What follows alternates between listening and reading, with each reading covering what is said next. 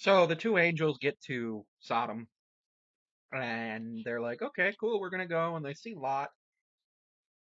And Lot's like, hey, come sit with me, blah, blah, blah. They come in because the other people in the town want to, well, I'm not going to sugarcoat it. They want to rape the angels, which is very unfortunate. And it's also the reason why some people consider this to be a condemnation of homosexuality because technically this would be a homosexual act. However, I've written an essay on that topic. It's a method of control that we see in the Canterbury Tales between the Reeve and the Miller's Tale. I'll publish that when I work on it more. Um, Lot is being hospitable just like his uncle, which is wonderful. I'm absolutely loving that. What I don't like is that he offers his daughters to be raped. And that's also why I think that this is certainly a stretch to call the attempt to rape the angels a homosexual act because it's not.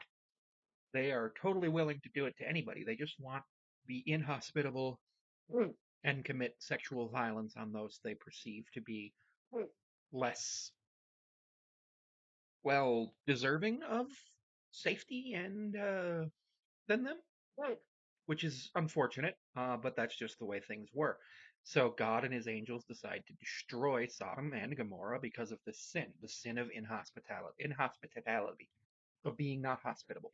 So Lot and his daughters and his wife leave. They're told not to look back.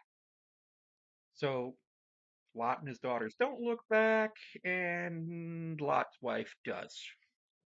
And she turns into a pillar of salt. There have been people who have actually thought that this was found, and I don't know exactly how you can prove that or disprove it. Like that can be which be proved with or claimed without evidence can be dismissed without evidence. But I don't know how you would prove it or disprove it. I really genuinely don't know. And then they're like, oh, they settle in the mountains because they're afraid to stay in Zorar, which is where Sodom and Gomorrah are. They get their father to drink wine, sleep with him, and preserve their family line through their father, and they get pregnant. And God does not punish them for this. God does not consider this to be a sin. He's decided that this is not a sin, and that He will be allowing this to happen. I don't like that, but it's just part of the story. I believe there's a few interesting things in this story. So first of all, we see if you disobey God or an angel, you will be punished. Sodom and Gomorrah, we know that God has hospitality laws and wants like rules. We haven't seen the rules because this is earlier in the Torah than when Leviticus is. What we have seen is that God was very happy about Abraham with the hospitality. We also see Lot's wife turned into salt when she disobeys God.